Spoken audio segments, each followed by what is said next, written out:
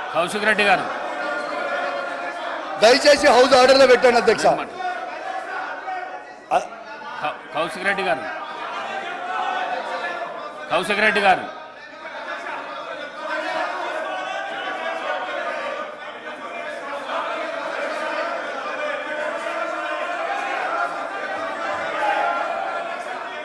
కౌశిక్ రెడ్డి గారు కౌశిక్ రెడ్డి గారు కౌశిక్ రెడ్డి గారు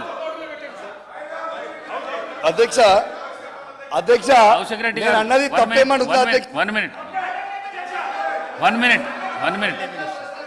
వన్ మినిట్ నేను కొత్త సభ్యులు సరే నేను కౌశిక్ రెడ్డి గారిని కోరుతా ఉన్నాను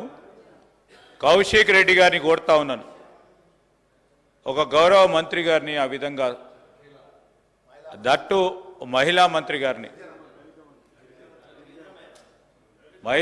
గారిని ఆ విధంగా ఉద్దేశించి మాట్లాడటం సరికాదు. సరి చేసుకోండి, విత్డ్రా చేసుకోండి, క్షమాపణ చెప్పండి. ఈరోజు మేము ఎందుకు కోరుతామన్నాడు మొదటిసారి సరే మీరు ఏ చెప్దామని ఫ్లో ఆఫ్ లాంగ్వేజ్లో చెప్పుంటారు, దాన్ని సవరణ చేసుకోవాల్సిన బాధ్యత ఉండి ఏం తప్పు చేసినా అంటే అది కాదు. దయచేసి మా యువ మిత్రులను కోరుతా ఉన్నాను తప్పకుండా, ఎందుకంటే అసెంబ్లీ సమావేశాలు ఈ అసెంబ్లీ సమావేశాలకు సంబంధించి ఏ విధంగా మనం మాట్లాడాలి, ఈ సభకు సంబంధించిన గౌరవాన్ని ఏ విధంగా కాపాడే ప్రయత్నంలో పక్కనున్న మా కేటీఆర్ గారు కూడా చెప్తే బాగుంటుంది, పక్కనున్న పెద్దలు గోపీనాథ్ గారు చెప్తే బాగుంటుంది, అనుభవం ఉన్న మరి మహిళా పెద్దలు మాజీ మంత్రివర్యులు సబితా ఇంద్రారెడ్డి గారు కూడా చెప్తే బాగుంటుంది. కొత్త సభ్యులకు చెప్పాల్సిన ధర్మం మీ పైన కూడా ఉందని మీ ద్వారా వారికి తెలియజేస్తా ఉన్నా అధ్యక్ష.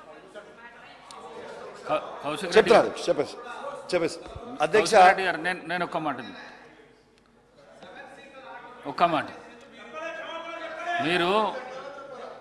మీరు ఎట్లా కనిపిస్తున్నారు చేరుకు మీరు ఎట్లా కనిపిస్తున్నారంటే యుద్ధానికి పోతారు చూడు అట్లా కనిపిస్తున్నారు. మీరు చేతులు గీతులు కిందికి దించి మంచిగా నీట్గా ఇది చేసి చెప్తే మంచిగా మహిళా మంత్రికి క్షమాపణ అధ్యక్ష చెప్పండి. ఓకే అధ్యక్ష పర్వాలేదు. I withdraw my words. If మహిళా మంత్రి గారికి ఏమైనా బాధ కలిగించుంటే ఐ విత్డ్రా మై వర్డ్స్. సమాచారం లోపం ఉంది అనేది ఇచ్చి నా ఆవేదన తెలియజేసిన. ఓకే అధ్యక్ష, అయిపోయింది. అధ్యక్ష దీంతో పాటు అధ్యక్ష ఇవాళ బస్సులు కూడా పెంచమని ఎందుకు చెప్తున్నానంటే మహిళలందరూ కూడా బస్సులలో పెట్టుకొని నిలబడి కొట్టుకుంటారు అధ్యక్ష. ఈ సోషల్ మీడియాలో ప్రతి దగ్గర వీడియోలు వస్తున్నాయి. వాళ్ళు కంఫర్టబుల్గా ఉండాలనే ఉద్దేశంతో మహిళలకి అద్భుతమైన సౌకర్యం కలగాలని ఒక గొప్ప ఉద్దేశంతో బస్సులు పెంచమని చెప్పినాం అధ్యక్ష. We are far buses. ఫ్రీ మహిళలకి బస్సులు ఇవ్వడంలో మాకు ఎటువంటి అభ్యంతరం లేదు అధ్యక్ష. కానీ అదేవిధంగా ఆటో కార్మికులను కూడా దయచేసి డ్రైవర్లను కూడా కాపాడుకోవాలనేదే మా వాదన. నా వాదన తప్పేం లేదు. సో దయచేసి ఈ ప్రభుత్వం కూడా దాంట్లో ఆటో డ్రైవర్లను కూడా ఆదుకోవాలని నేను కోరుకుంటా ఉన్నాను అధ్యక్ష. దీంతో పాటు అధ్యక్ష డిస్టిలరీస్ 575 కోట్ల రూపాయలు ఈ ఇండస్ట్రియల్ కార్పొరేషన్ ఆఫ్ మధ్యప్రదేశ్కి కట్టాల్సింది ఉంటే కట్టకపోతే బ్లాక్ లిస్టెడ్ చేసిర్రు. బ్లాక్ లిస్ట్ చేసి ఆయనని బ్లాక్ లిస్ట్ చేసి ఈ నకిలీ బీర్ తయారు చేసే చైర్మన్ గారి మీద కేసు పెట్టి రిమాండ్కి పంపిండు అధ్యక్ష. ఇదే విధంగా మధ్యప్రదేశ్ ముఖ్యమంత్రి అదే కంపెనీ మీద ట్వీట్ చేసిండు అధ్యక్ష.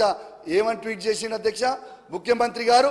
ట్వీట్, ఈ కంపెనీ చాలా ఫాల్తూ కంపెనీ, ఈ కంపెనీకి ఎట్టు పరిస్థితులు ఇవ్వద్దు, వీళ్ళు అన్ని కూడా ఫ్రాడ్ తయారు చేస్తూ ఉన్నారు, చీప్ లిక్కర్ తయారు చేస్తూ ఉన్నారు, దీనివల్ల ప్రజలు చనిపోయారు మధ్యప్రదేశ్లో, దేశంలో కూడా అందరు కూడా అప్రమత్తంగా ఉండండి ముఖ్యమంత్రి గారు ట్వీట్ చేశారు అధ్యక్ష. ఒక 5 నిమిషాలు కంక్లూడ్ చేస్తాం అధ్యక్ష. దీంతో పాటు అధ్యక్ష అదే company 58-year child laborers rescued from Som distillery in MP region were taken to work via school bus daily to avoid suspicion. A school బస్సులు అయితే ఆ పిల్లలని స్కూల్కి తీసుకుపోవాలనో అదే స్కూల్ బస్సులు పెట్టుకొని కంపెనీకి తీసుకుపోయి వాళ్ళతో పని చేయించుకుంటే వాళ్ళది కింద కేసు అయింది అధ్యక్ష. ఇది ఇస్ ద ఎవిడెన్స్ అధ్యక్ష. అదే విధంగా అధ్యక్ష అలాంటి కంపెనీకి ఇక్కడ ఇవ్వడం చాలా బాధాకరం అధ్యక్ష. దీన్ని ప్రజలు కూడా అది కూడా మంత్రికి తెలియకుండా ఇచ్చిరంటే ఎంత బాధాకరమో ఒకసారి ఆలోచించండి అధ్యక్ష. నేను ఒక సూచన, గౌరవ కొత్త సభ్యులు కనుక ఏదైనా ఆరోపణ చేసినప్పుడు స్పష్టతతో ఎవిడెన్స్తో పాటు గౌరవ మంత్రి గారు పత్రికా సమావేశాల్లో చెప్పడం జరిగింది, స్పష్టతతో చెప్పడం జరిగింది. ఈరోజు ఏ బ్రీఫ్కి సంబంధించిన అంశం విషయంలో పత్రికల్లో వచ్చిన దాన్ని స్పష్టంగా రాష్ట్ర ప్రజలకు ఏ విధంగా ఈ పర్మిషన్లు ఇవ్వలేదు అని స్పష్టత చెప్పిన తర్వాత మళ్ళా తిరిగి తీసుకొచ్చి ఒక మంత్రి గారిపై నేను కొత్తగా వచ్చిన శాసనసభ్యులు అధ్యక్ష ఆరోపణ చేసే ముందు ఒకసారి ట్రాన్స్పోర్ట్ మినిస్టర్ మీద మాట్లాడతారు, ఇంకోసారి ముఖ్యమంత్రి మీద మాట్లాడతారు, ఇంకోసారి మంత్రి గారి మీద మాట్లాడతారు. అరే రేపొద్దున మంత్రి సార్ నేర్చుకోమని చెప్తా ఉన్నాను అధ్యక్ష. మధ్యప్రదేశ్కు సంబంధించిన మాజీ ముఖ్యమంత్రితో మా ముఖ్యమంత్రి గారితో సంప్రదించి ఈయన చూసిండా, ఈయన ఇన్నడా? అప్పుడు కూడా ఆయన మా మంత్రి గారు ఇంకో మంత్రి గారితో పోయినప్పుడు ఈయనేమైనా ఇన్నడా?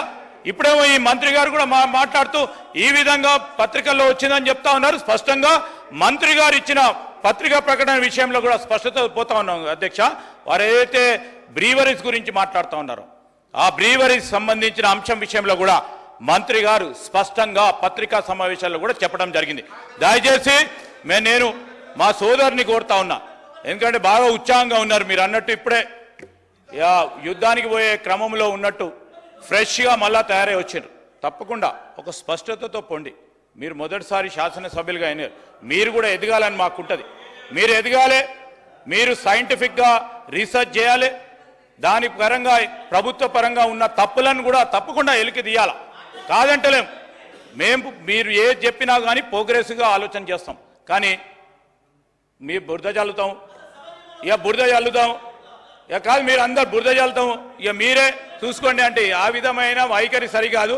అయినా కానీ గౌరవ సీనియర్ శాసనసభ్యులు ఉన్నారు పక్కన, సరి అయిన దారిలో వారు మా కౌశిక్ రెడ్డికి ఈ విధంగా మాట్లాడాలని చెప్తలేరు. వారు తప్పు కాదు, కౌశిక్ రెడ్డి గారు తప్పు కాదు అధ్యక్ష, ఇది పక్కన కూర్చున్న కేటీఆర్ గారు తప్పు. వారి ప్రమేయంతోనే ఈ విధంగా మాట్లాడుతూ ఉన్నారు, వారి ప్రోద్బలంతో ఈ విధంగా మాట్లాడుతున్నారు, వారి ప్రోత్సాహంతో ఈ విధంగా మాట్లాడుతున్నారు అధ్యక్ష. దయచేసి వారి కొత్త శాసనసభ్యులను, నూతన శాసనసభ్యులను సరిగ్గా సభా సాంప్రదాయాల ప్రకారం వారికి నేర్పితే బాగుంటుందని మా అభిప్రాయం అధ్యక్ష. కౌశిక్ రెడ్డి గారు సభా అధ్యక్షుణ్ణి ఏకవచనంతో పిలువరాదు సభల, ఇదొకటి అధ్యక్ష. ఇలా ఆరోపణలు చేయడము ఆధారాలు లేకుండా మీరు కరెక్ట్ కాదు. ఈ వ్యాఖ్యలను రికార్డు నుంచి తొలగిస్తున్నాను అధ్యక్ష.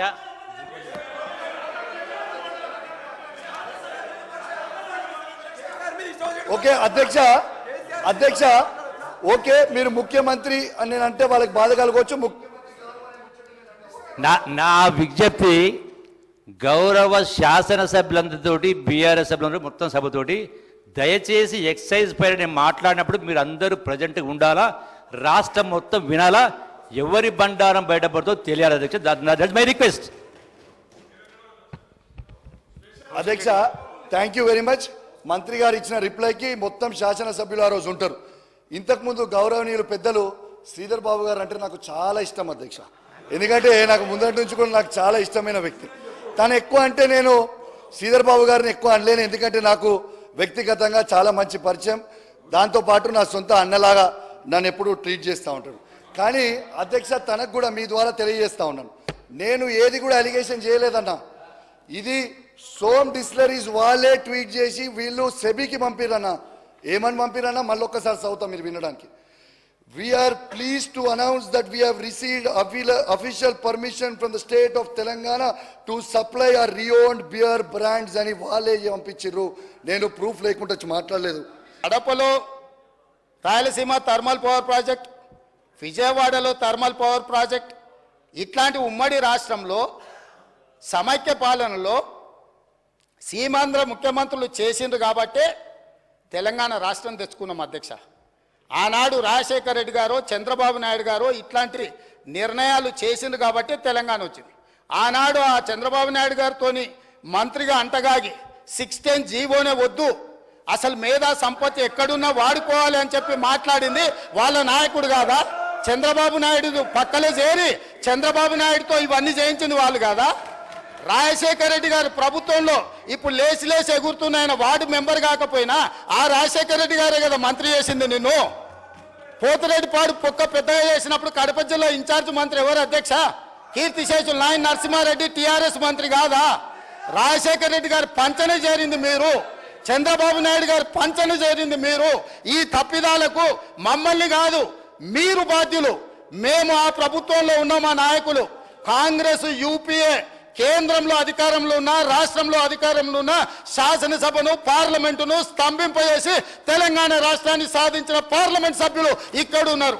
ఇది మా నిబద్ధత. మీరు పదవుల కోసము పెదవులు మూసుకొని రాజశేఖర రెడ్డి మంత్రి పదవి ఇస్తే రాజశేఖర రెడ్డి దగ్గర ఊడిగం చేసింది మీరు. చంద్రబాబు నాయుడు గారు మంత్రి పదవులు ఇస్తే చంద్రబాబు నాయుడు గారి దగ్గర ఊడిగం చేసింది మీరు.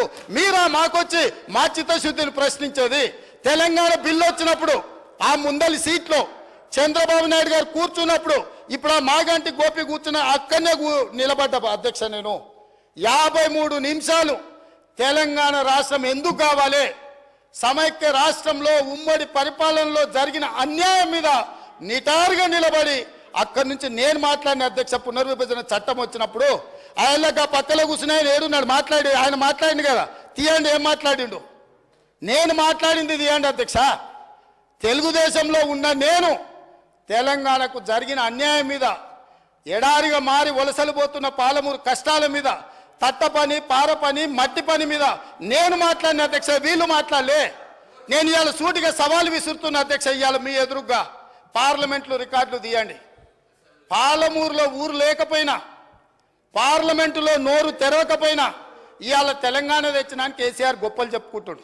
నేను ఈ ఉమ్మడి రాష్ట్రంలో ఉమ్మడి ఆంధ్రప్రదేశ్ శాసనసభలో నేను ఎంత మాట్లాడిన తెలంగాణ మీద, సేమ్ సమయంలో పార్లమెంట్లో చంద్రశేఖరరావు నోరన్న దర్శిలో రికార్డులు తీయండి అధ్యక్ష. ఎవరో చేస్తే, ఎవరో త్యాగం చేస్తే ఆ త్యాగాల పునాదుల మీద, ఆత్మ బలిదానాలు చేసుకున్న శవాల మీద అధికారంలోకి వచ్చిన వీళ్ళు ఈరోజు మమ్మల్ని అధ్యక్ష తప్పులు పట్టేది. చివరిగా ఇంకొక మాట అధ్యక్ష, ఒక జర్నలిస్టు గురించి మాట్లాడాడు. జర్నలిస్టు ఏదో పెడితే కేసు పెట్టిరని. పాపం ఆయనకు తెలియదు, తెలుసుకోవాలి. ఆ జర్నలిస్ట్ పేరు నేను ఇక్కడ ప్రస్తావిస్తే బాగుండదు. ఆ జర్నలిస్ట్ని పోయి అడగాలి ఆ మాజీ మంత్రి గారు. ఆ జర్నలిస్టు ఒక టీవీ ఛానల్కు సీఈఓ. రాసియమంటే రాసియకపోతే ఎస్సీ ఎస్టీ కేసు పెట్టి అరెస్టు చేసి జైలు వేసి ఆ ఛానల్ గుంజుకున్నది వాళ్ళు అధ్యక్ష. ఆ ఛానల్ గుంజుకున్నది వాళ్ళు. ఏ జర్నలిస్టును ఈరోజు కేసు పెట్టిరని చెప్తుండ్రో ఆ జర్నలిస్టు ఒక ఛానల్ సీఈఓ ఉంటే ఆ ఛానల్ వాళ్ళకు వ్యతిరేకంగా ఉందని ఆ జర్నలిస్టు మీద SC ST case Banjara Hills police స్టేషన్లో పెట్టి జైలుకు పంపించి 1 రోజులు జైల్లో పెడితే నా అడ్వకేట్ను పెట్టి నేను బెయిల్ ఇప్పించిన అధ్యక్ష. వీళ్ళ దోపిడీ, ఆ ఛానల్ గుంజుకున్న విధానం ఇవాళ చర్చ చేయడానికి సిద్ధంగా ఉంటే రమ్మని ఉన్నారు అధ్యక్ష. వివరాలన్నీ నేను బయట పెడతా. మీరా ముసల్కన్నీరు గార్చేది ఏ జర్నలిస్టునైతే మీ మాట ఇంటలేదని ఆమె సొంతంగా కష్టపడి పెట్టుకున్న ఛానల్ గుంజుకోనికే ఎస్సీ ఎస్టీ కేసు పెట్టి ఆడపిల్లని జైలుకు తోలిన పాపం ఊరికే పోదు. అందుకే ఇవాళ మీ ఇంట్లో జైల్లోకి పోతున్నారు అధ్యక్ష. మంది ఆడబిడ్డలను జైలుకు తోలినందుకు ఆ నొప్పి తెలవడానికే మంది పిల్లలు జైల్లోకి పోతుంటే ఆడపిల్లలను కూడా కేసులు పెట్టి జైలుకు తోలినందుకు ఇవాళ ఆ రౌండ్ మీకు వచ్చింది అధ్యక్ష. ఊరికే రాలే, చేసిన పాపాలు ఊరికే పో అని పెద్దోళ్ళు చెప్పిండ్రు అధ్యక్ష. మమ్మల్ని అందరినీ జైలుకు తోలిండ్రు, రాజకీయ కక్షతో దోలలే. ఫామ్ హౌజులు కట్టుకున్నది మీరు, ఫామ్ హౌజులు కట్టుకున్నది మీరు, నియమాలు ఉల్లంఘించింది మీరు. వాటిని బయట పెట్టినందుకు జైల్లో పెట్టి డిటెన్షన్ సెల్లో పెట్టిరు అధ్యక్ష. నన్ను 16 రోజులు ఒక్క మనిషి లేకుండా ఐఎస్ఐ తీవ్రవాదులను ఎక్కడ పెడతారో అట్లాంటి డిటెన్షన్ సెల్లో నన్ను 16 రోజులు పెట్టిండ్రు అధ్యక్ష చెర్లపల్లిలా. నేను భయపడలే, లొంగిపోలే, నిలబడి నిటారుగా కొట్లాడిన అధ్యక్ష. మీరు జైలుకు తోలితే భయపడటోళ్ళు ఎవరు లేడు. అబద్ధాలు చెప్పి ప్రజల్ని మభ్యపెడితే ప్రజలేం అమాయకులు కాదు. మీరు చేసిన అన్యాయాన్ని కళ్ళతో చూసిండ్రు కాబట్టే మనకు ఎన్నికల్లో గుండు 0 ఇచ్చారు అధ్యక్ష. అందుకే ఈరోజు నేను చెప్తున్నా, విద్యుత్ మీద మీరు ఎంత తక్కువ మాట్లాడితే అంత మంచిది. అవి అన్నీ కూడా ఆమోదింపజేసుకుంటే చర్చ లేకుండా మీరు ముందుకొచ్చి ఈ ప్రభుత్వానికి సహకరించి ఈ అన్ని కూడా గ్రాంట్స్ ఆమోదించుకుంటే రాష్ట్రం ప్రశాంతంగా పరిపాలిస్తాం, సమస్యలు పరిష్కరిస్తాం అధ్యక్ష. ఒకవేళ వీళ్ళకంత కోరికుంటే